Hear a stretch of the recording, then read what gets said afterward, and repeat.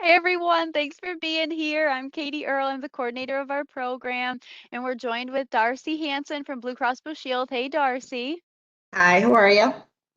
Good. We appreciate you being here, and everyone who's on, thank you. I'm just skimming our attendance list, and it looks like we have a lot of regulars, just maybe a couple new folks. So quickly, we are recording. I'll try to post this on the website in the near future.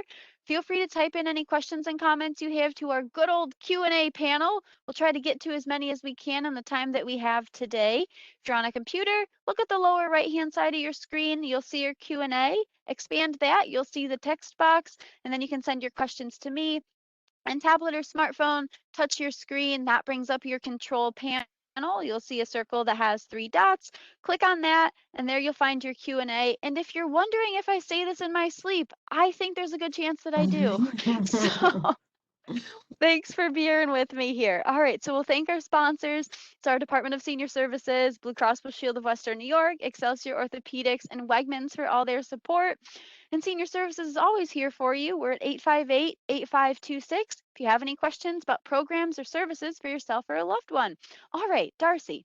Yes. Darcie has been at Blue Cross Blue Shield of Western New York for over 5 years as her role as a registered nurse. In addition to this, she is per diem on a medical surgical floor at Bertrand Chaffee Hospital. She also has a background in social work and education. She's been teaching classes for our University Express program since 2019 and enjoys being able to present on different health topics that affect many people in our community. Darcie, thank you. The floor is yours. All right. Hi, everyone. Thanks for having me.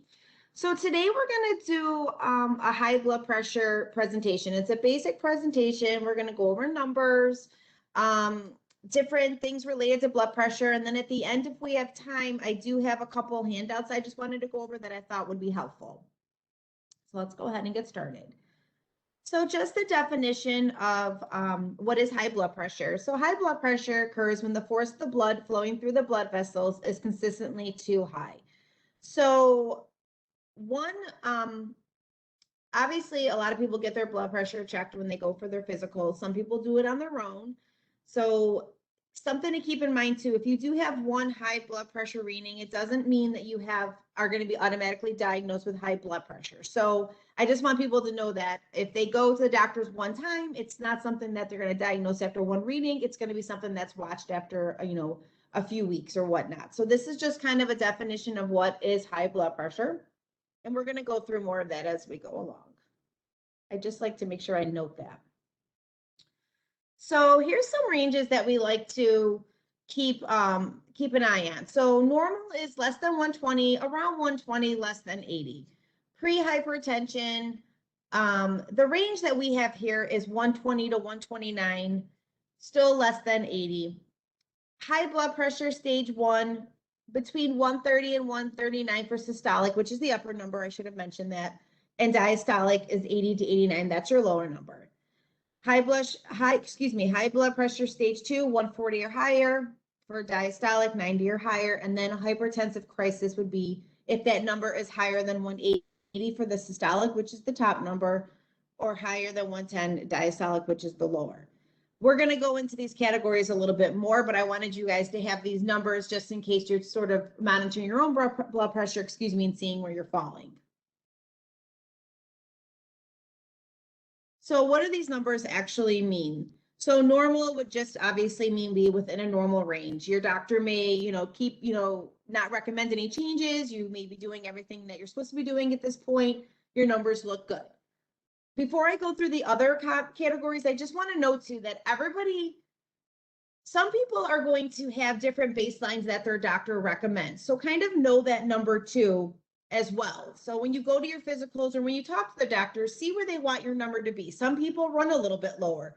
Some people run a little bit higher and they may be being treated for that, but just kind of know where your doctor wants you to fall.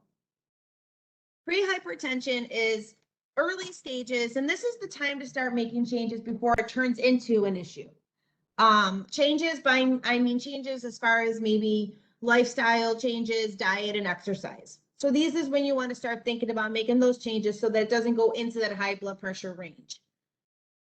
If you're in that hypertension stage 1 range consistently, again, this is going to be more the lifestyle changes and possibly adding a medication. you don't have, some people don't want to be on any more medications, and this is the conversation you would have with your doctor as well. But that's kind of where what they would recommend at that point.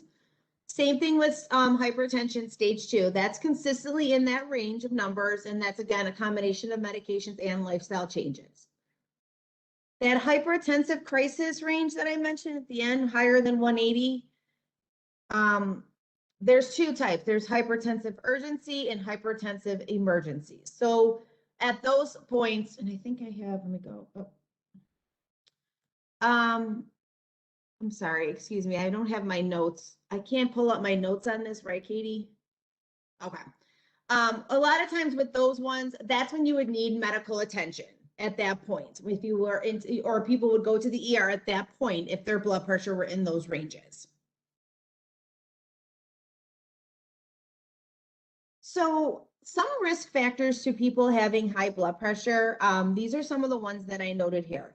Lifestyle, physical activity and diet are huge when it comes to blood pressure. If you're not very active, sedentary, just kind of not really moving around a lot, that's going to put you at risk. And of course, diet. I touch on diet more in this in the end. So, but if, you know, anything high sodium is going to put you more at risk for high blood pressure. And we'll touch more on that in a few minutes. Age, as you get older, you tend to have higher blood pressure. There could be a family history component. Gender, males tend to have higher blood pressure. African Americans, smoking, and stress. So take a look at these. See, I mean, obviously some of these you can't change. You can't change, you know, your race and family history. That's age is just going to happen. But take a look and see if there's some things maybe on here that you can work on towards lowering blood pressure. And I want to note too, stress is inevitable in everyone's lives. So if you're feeling stressed or you're feeling anxious or nervous when you go to your doctors, you may get a higher reading just because of that. So a lot of times that happens to people. They get, you know, they're nervous or they're anxious before their appointment. They get their blood pressure taken. It's higher. At the end of the appointment, they're relaxed, calm down, take it again. It's usually better at that point. So that happens to me all the time. I consistently have to get my blood pressure checked twice. I don't know why. I'm not nervous a lot of times when I go, but it's just something that may happen to you. It's called white coat syndrome. People may have heard of it, or you may be somebody that experiences that as well. So people refer to blood pressure as the silent killer. It's kind of a dramatic name, but the reason they say that is because really there's not a lot of symptoms as to someone having blood pressure. So no symptoms, people don't know, they're going about their day and things happen, and then they realize, hey, I do have uncontrolled high blood pressure.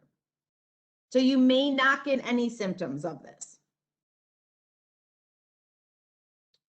So these are a list of some health issues that can occur if you have uncontrolled high blood pressure over a period of time.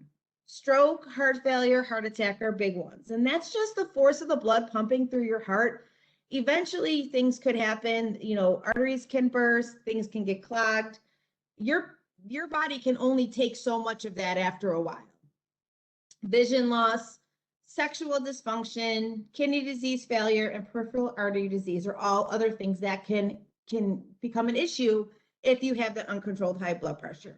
I mean, blood's pumping through your entire body, your arteries, things like that. And eventually the strain of that pumping so hard can cause issues. So I'm not saying that this is going to happen to everybody or can. It's just these are some things that can occur if you are somebody that has uncontrolled high blood pressure. So one of the big treatments for somebody, if you went to your doctor and they said, you know, your blood pressure is a little bit high, we need to start making changes. The biggest thing that you can do, one of the biggest things, are going to be lifestyle changes, reducing stress, no smoking, and limiting alcohol.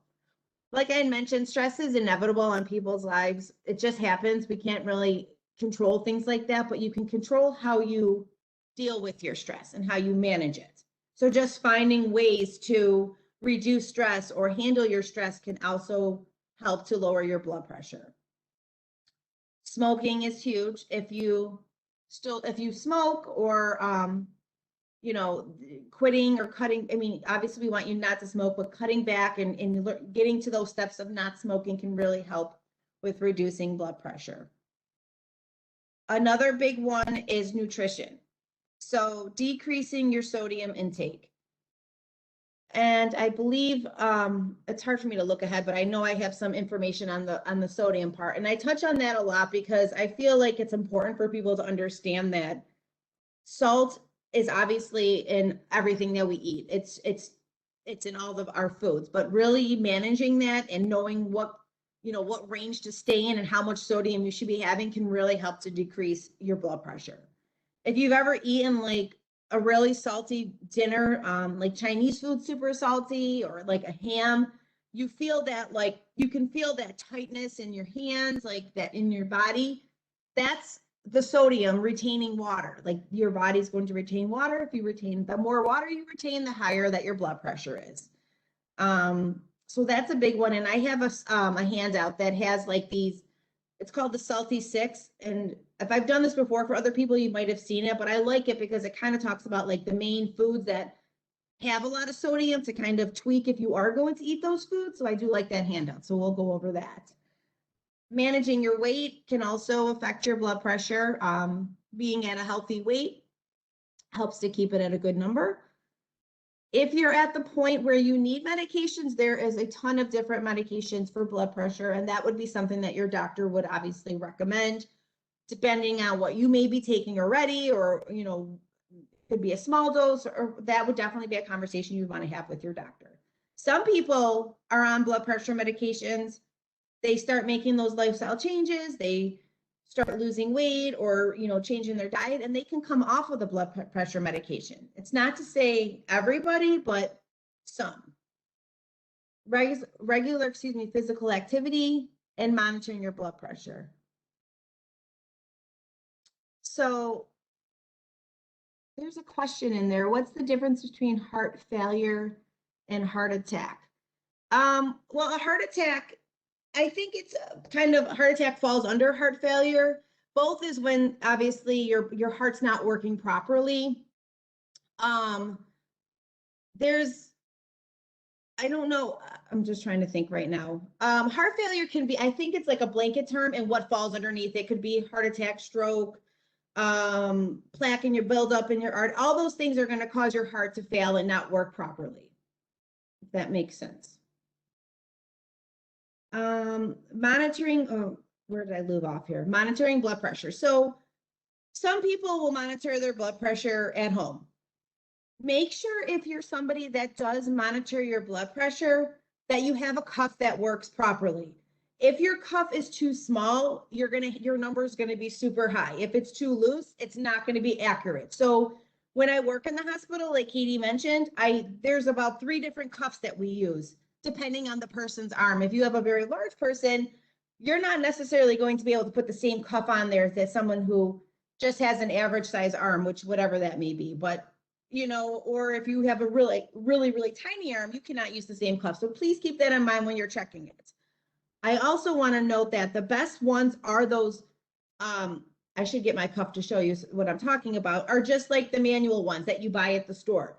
If you're checking it at like a Wegmans or a pharmacy, yes, those do work, but also you have to take those with a grain of salt. Like, they're not as accurate, I don't believe, as like a manual one. Okay. So it's not a bad idea to use them, but it also depends on the situation you're in too. If you're at Wegmans shopping, I know as soon as I go into Wegmans, my blood pressure rises, just because it's like crazy busy in there. So I may not be the best place to check it, but so just keep in mind how you're feeling at that moment, if that makes sense. And usually I have children with me and stuff like that. So if I check my blood pressure, I probably should immediately go to the ER at that point. So just keep in mind your surroundings, but do have a cuff that works right.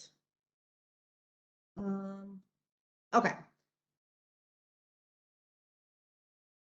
Nutrition. So I touched a little bit on decreasing sodium. Sodium helps to retain fluid. Extra fluid equals extra strain on the heart.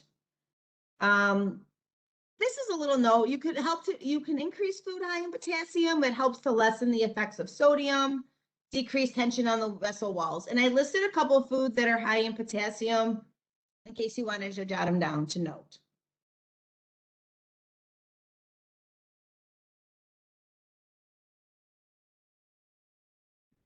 to get this question. Sorry, I have to just move you around here, Katie, in my little bubble. Okay, so I like this slide because I think this kind of puts into perspective as far as the sodium part.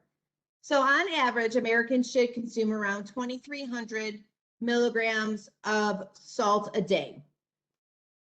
Low sodium diet. So if you're somebody that wants to watch your sodium, or your doctor says, okay, you should be on a low sodium diet, you want to stay around 1,500 milligrams a day.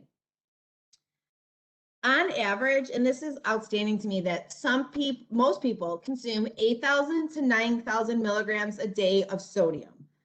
That seems like such a high number, but when you sit back and think about how people may eat, there's a lot of fast food places to go to, even stuff that you buy for your own home. I mean, you could easily do that if you stop at, get a breakfast, stop at for breakfast, get a breakfast sandwich with bacon or sausage on it. And then maybe you eat out for lunch and you have a burger and fries.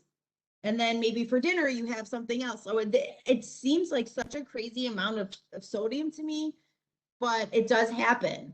And also important to note too, table salt is huge when people cutting back. So if you're somebody that table salts your food or uses salt, sprinkles it on your food, think about making a change as far as not doing that as much or anymore, because people don't realize that when you're shaking the salt, you're not really necessarily realizing how much you're actually putting on. So 1 teaspoon of table salt is equal to 2,000 milligrams. So if you think about how small 1 teaspoon is, that's almost your entire serving of salt that you should be having within the day.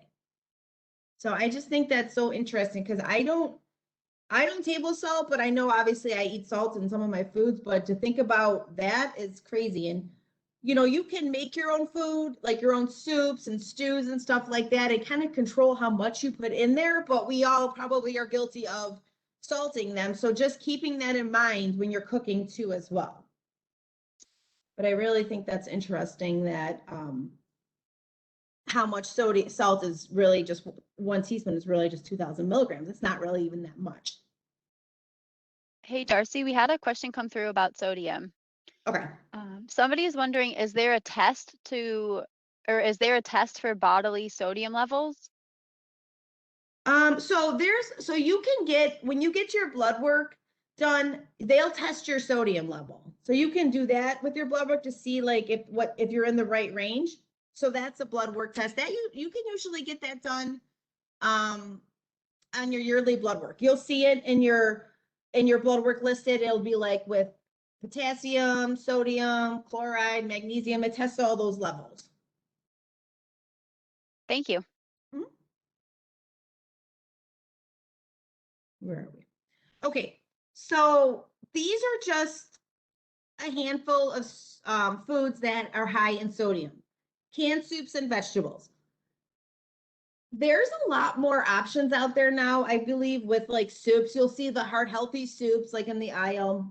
Vegetables, and obviously people there's different reasons why people will buy canned vegetables and things like that, financially, or they like them, or that's what they grew up on, whatever the reason is. But keep in mind, canned vegetables have a ton of sodium in that water to help preserve them. So I understand fresh vegetables are expensive, but even if you got the frozen bag of frozen bag of broccoli for whatever it is, that would be better than a vegetable in a can. If you do buy them, maybe you can rinse them to kind of get the sodium off, but trying to avoid those canned vegetables and canned soups the best that you can.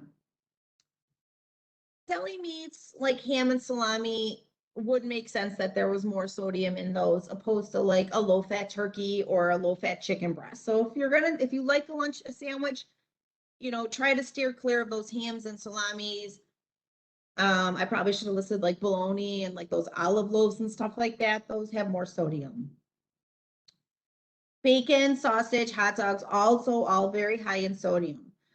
I know with the summer, people have cookouts. You may want a hot dog. I'm not saying you should never have one, but just kind of keep it in mind. If you know you're going to be having something like that, a hot dog or whatnot, keep that in mind for the day and your other items that you may be eating that have salt in them. Frozen dinners. So those are hard because there's a lot of those like healthy choices and lean cuisines and things like that. So if you're a frozen dinner person, I would recommend, you know, if you have one a day, if you want one of those, one a day at the most, because I think there's usually about 600 milligrams, 6 to 8. So I don't advise to eat those often, but if you do, then I would really just make sure you cut back on those. You see a lot of times those frozen lasagnas and stuff like that. So just be aware of that. Spaghetti sauces too, with the tomatoes and a lot of the seasonings that go into it, you know, the salt, that's high in sodium. Cheeses have a lot of salt and condiments. Ketchups, things like barbecues, sauces, soy sauces. You may even understand that. You may even realize that at this point already, but those are the kind of things to be aware of. So just keeping in mind what you're eating, checking labels, just being more conscious of what you're buying at the store. So I touched a little bit on medications. So you always want to take your medications as ordered. There's a tons of, I mentioned there's a lot of different types of medications, beta blockers, ACE inhibitors. Diuretics help to get rid of the sodium in the water as well. Your doctor will recommend what you should be taking in a dose if you need that.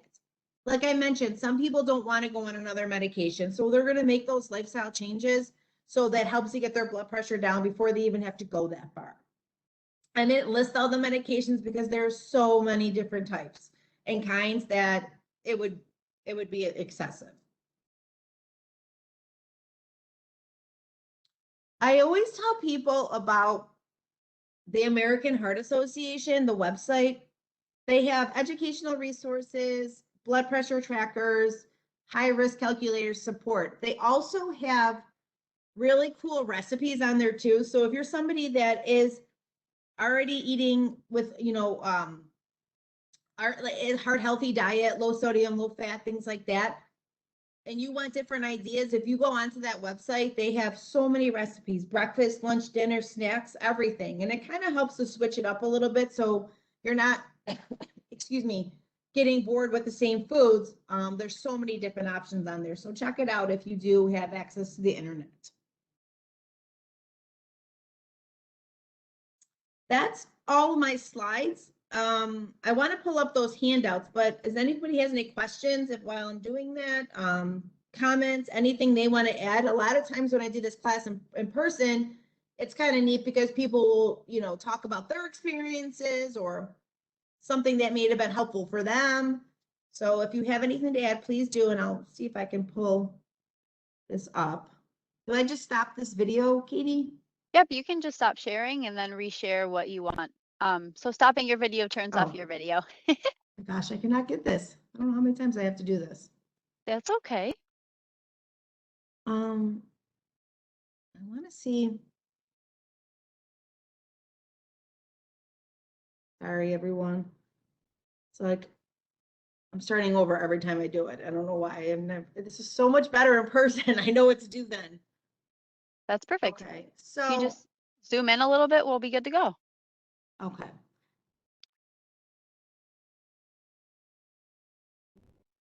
Wish I could show this.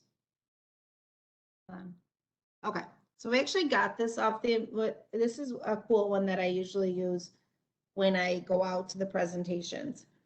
So like we talked about, in the little black box, the American Heart Association recommends no more than 2,300 milligrams a day, ideally no more than 1,500 for most adults.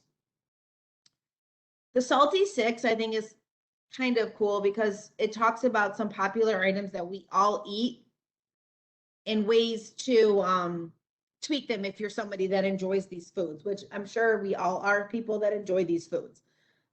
Breads and rolls, there's something with the sodium and making the bread with the yeast that helps. So if you eat bread a few times a day, that's really going to add up your sodium. So you want to check the labels to find lower sodium breads if that's something that you enjoy. Pizza, obviously with cheese and pepperoni and sauce, we talked about in the dough, it's all a lot of sodium. But if you are going to enjoy a slice of pizza in moderation, of course, you know, we want to talk about maybe adding more veggies to your slices, maybe taking off the meats, the pepperonis. I think people can put ham on their sausage, those kind of things. Maybe cutting back on that and adding more vegetables, or just say maybe having cheese, but tweaking it a little bit to cut back on some of the sodium. But I want to know too, like, I don't want to sit here and say never have any of these things, because that's just not how it goes, but in moderation. Just keep it in mind, in moderation. Sandwiches too, or a burger would have a lot of sodium.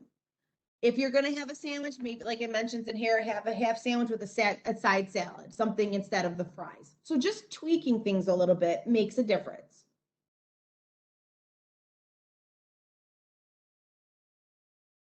Okay.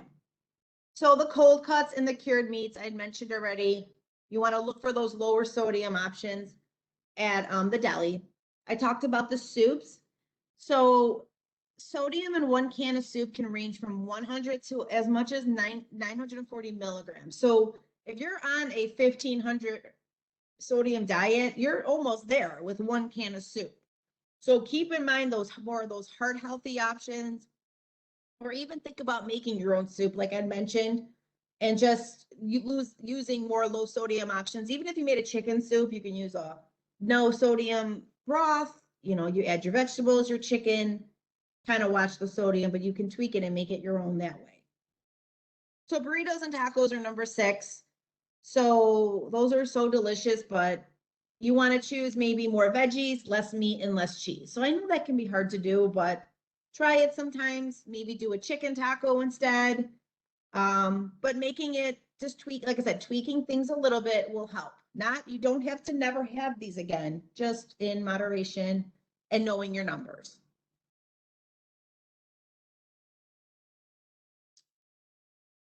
Okay, so this is sort of like these are kind of going over what we already talked about, but I just want to go over them again.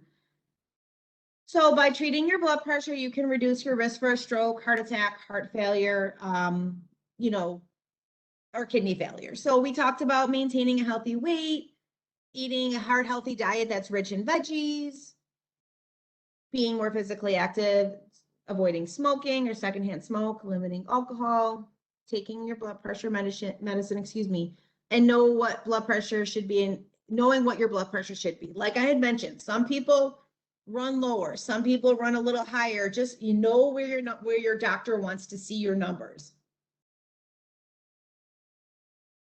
This talks about a little bit about losing weight. Even an initial goal of 5% of your body weight will help reduce your blood pressure. So it doesn't have to be, you know, I have to lose 50 pounds. It doesn't have to be that way. It could be 5, 10 pounds. That's all going to help.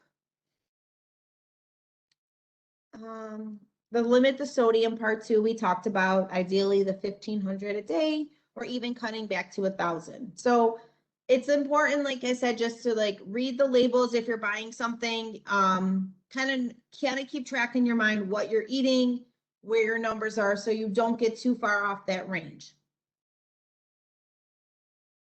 It gives a good example. Foods with 140 milligrams or less of sodium are considered low in sodium. So learn about using herbs and salt-free spices instead. So really making changes, trying new things could help too. And then limiting alcohol too can also help.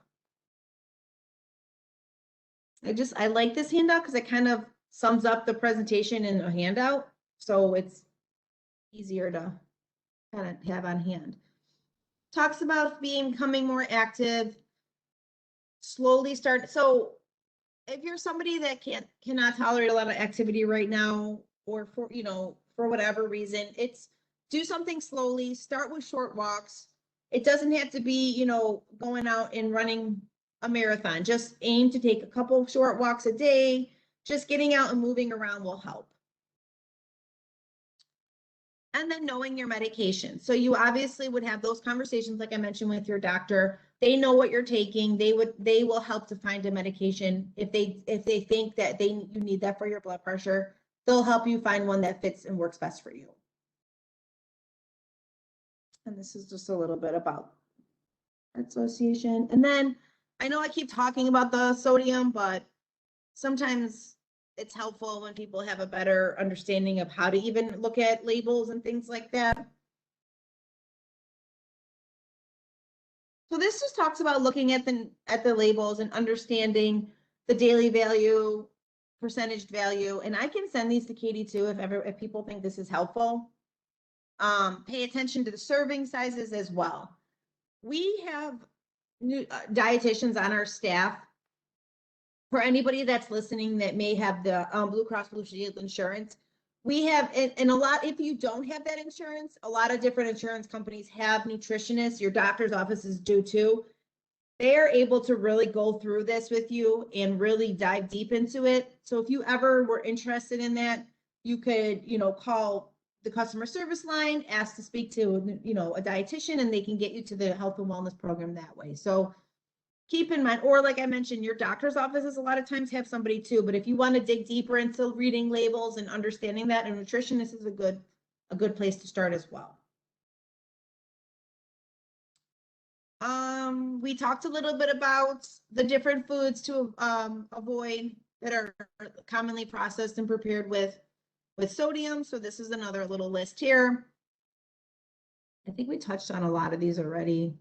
Chips, crackers, popcorn, pretzels, those kind of things as well. Things that we probably all like. So knowing portion sizes too. If you want pretzels, maybe just measuring out a small size. So you're having some, but you're not going over that amount of sodium that you want in your snack.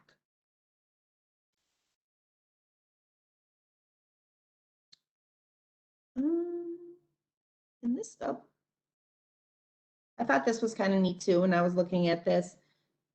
The package for the nutrient claims, what it says when it means sodium free. It has less than 5 milligrams of sodium per serving. I thought this was kind of cool. If it's very low sodium, reduced, it kind of gives you an idea of what that actually means. I see all the time stuff that says low sodium. I'm like, well, what is that?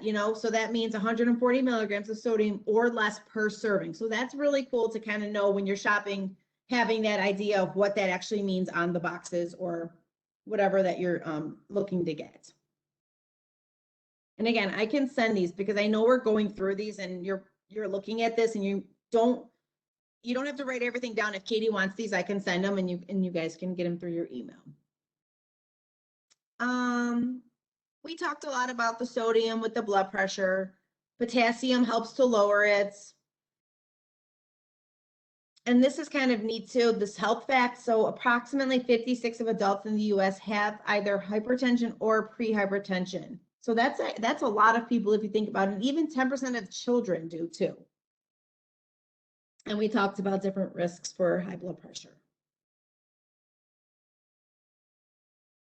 So it's important to note too that I know I'm talking a lot about sodium and lower amounts, but you do need some sodium in your body for the balance of fluid and bodily fluids and things like that. You need some of it to keep your body running as well.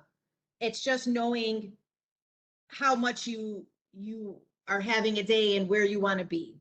So you can't cut out all of it because then you're not going to operate, your body's not going to operate the way it should. But keeping it at that number, that 2,300 or less, or 15, depending on where you want to be, is definitely going to help things for you and your blood pressure. I think we're and then the 10 steps for reducing sodium. And if you haven't gotten the picture, sodium is huge, obviously. It's like all of these articles have something about it. So really working on that will help. I like this too. It gives you a different, instead of so unsalt your food. So choose number 7 and choose low sodium or no salted added nuts, seeds, snack products, or have carrots and celery instead. So I kind of like that. It kind of gives you different options.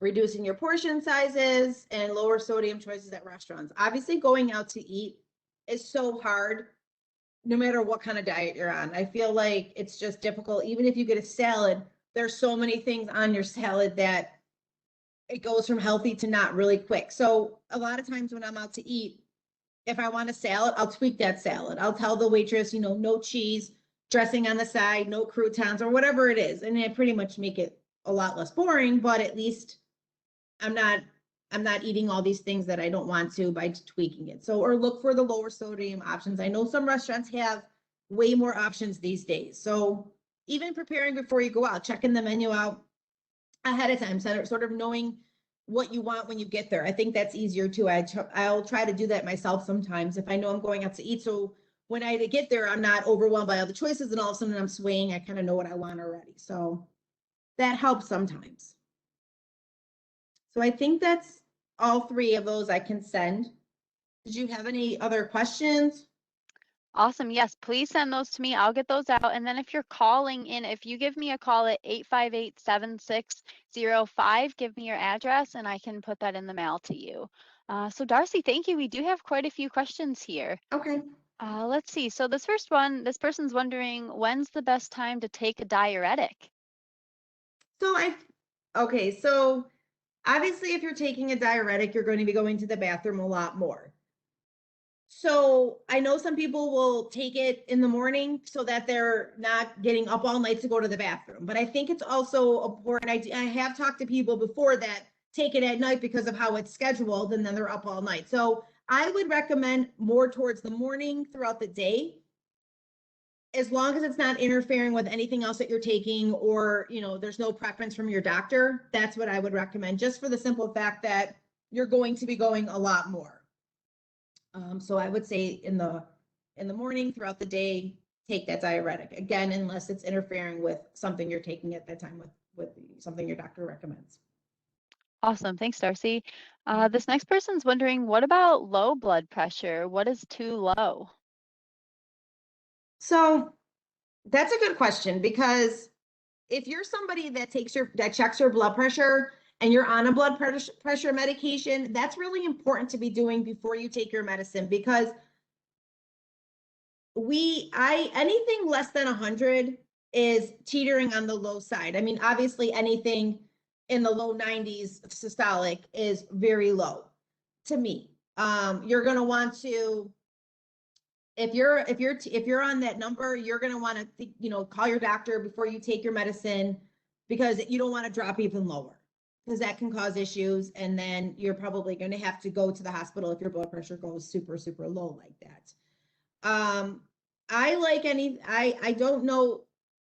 I would say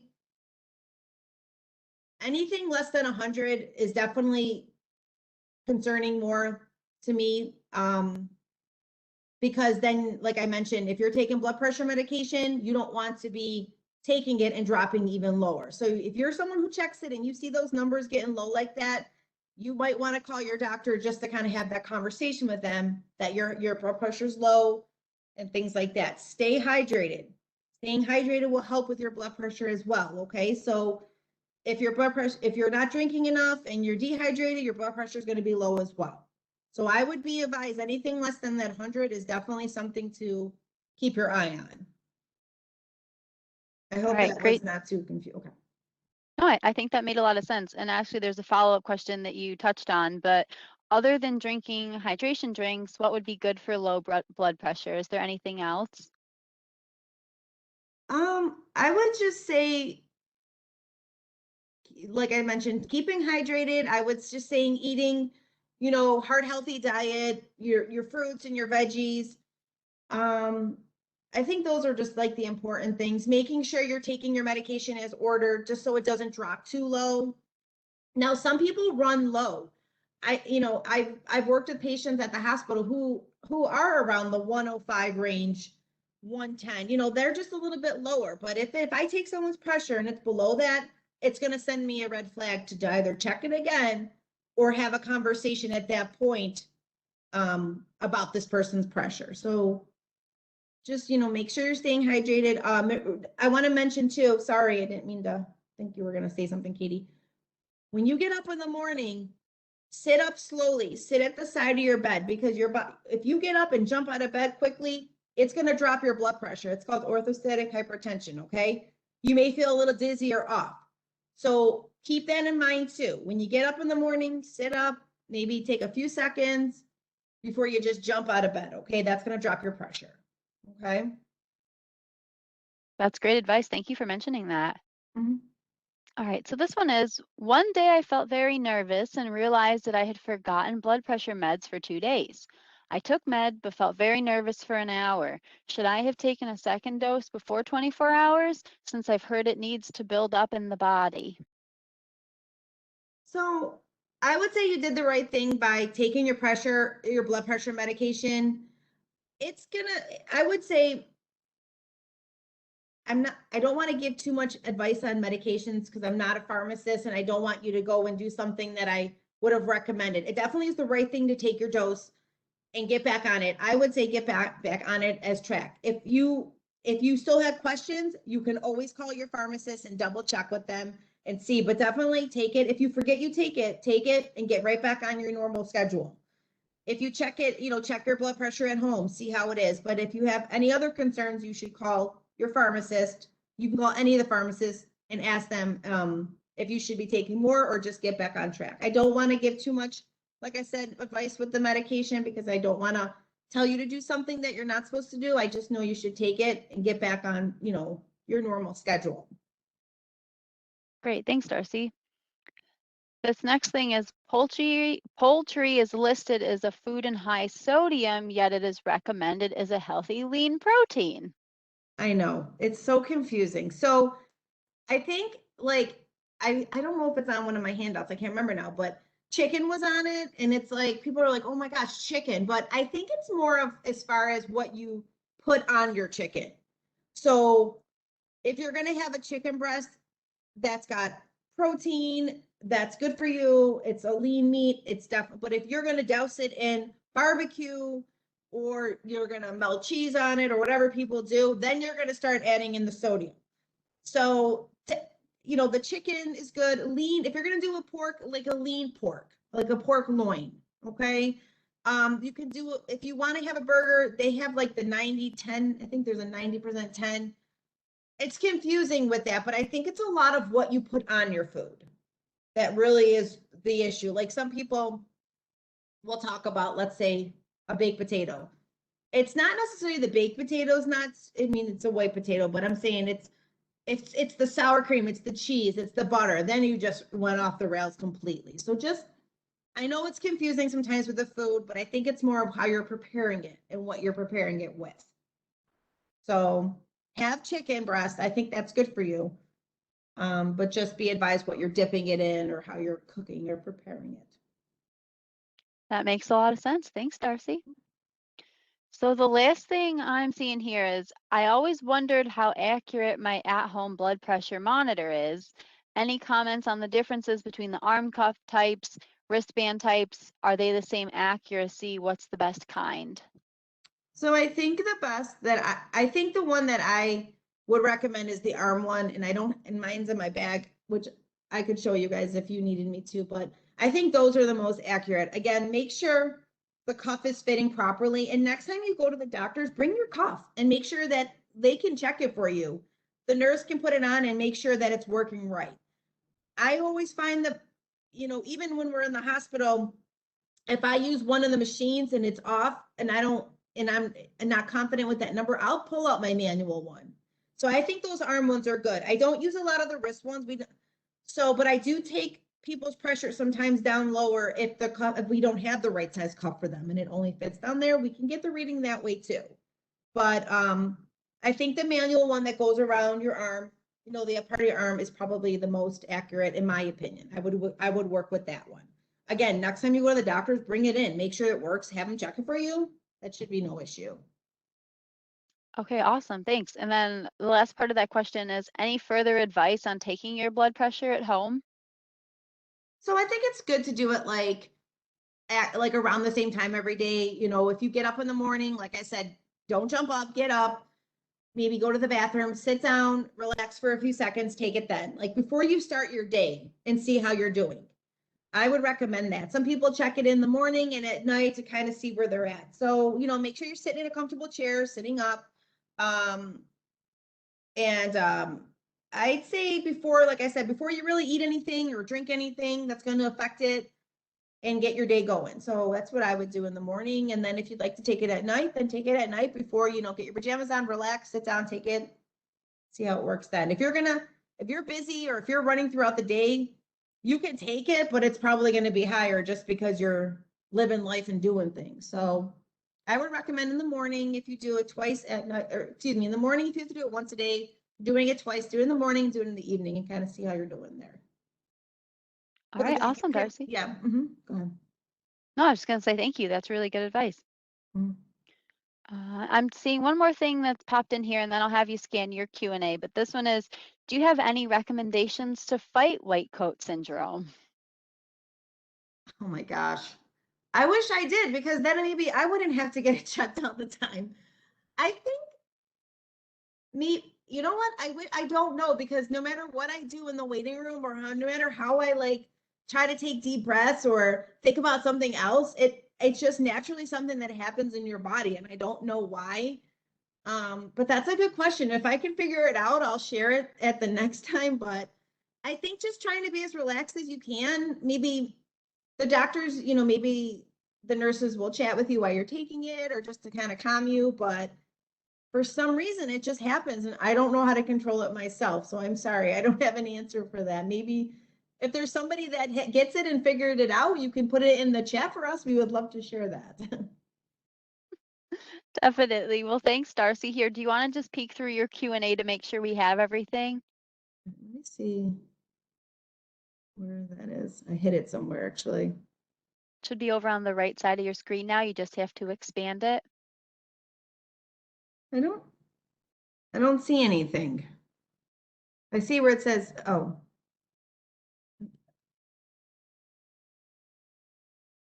I think it's just all the ones that you guys. Okay. Oh, wait, someone did write. What does it mean if your upper is a little high, but your lower is okay, like 121/77 or 129/74? So, like, if you had a reading like 121/77, that would not be an unusual range right there. I mean, you're never, it's really impossible for you to always be 120/80 every time. It could just be a situational thing. It could have just been you were moving around, you got your doctors, they checked it, the 129/74. I mean, that's not a number that would be super concerning. If it's consistently higher or going up every time you take it, then yes, you would want to have a conversation with your doctor. But again, I think a lot of times it's a situational thing when you're sitting down to take it. But that 121/77 would be, if I took that, I would, and a patient, I would, okay, looks good. It's not super off. It's around that number that we like. Okay. I know stuff just came in. It looks like you're seeing it too. We have the poultry one. I'm just reading these because oh, good. Somebody did put try deep breathing while your blood pressure is being taken. That's excellent. So again, that's a good thing to try to do too. That may help. Thank you. I just lost it. So sitting in a chair, your arm relaxed, and you can like relax it on the table or whatever. And your legs are supposed to be not crossed. Those are good positions to take your blood pressure. Okay. Awesome. Thanks, Darcie. We'll just give it another second here to see if anything else comes through. Any last closing thoughts you have for us? I mean, I hope this was helpful. I know that I'm giving a lot of information to you at once. I'll send those handouts to you. Um, if you have questions, let Katie know. I can always try to help too as well if there's something that you wanted to ask or we didn't get to. Okay, awesome. Well, thank you, Darcie, for the presentation today, and everyone who's on, thank you. And here's to low blood pressure numbers, hopefully. Yes, definitely. Have a good day, everyone. Thank All you. right.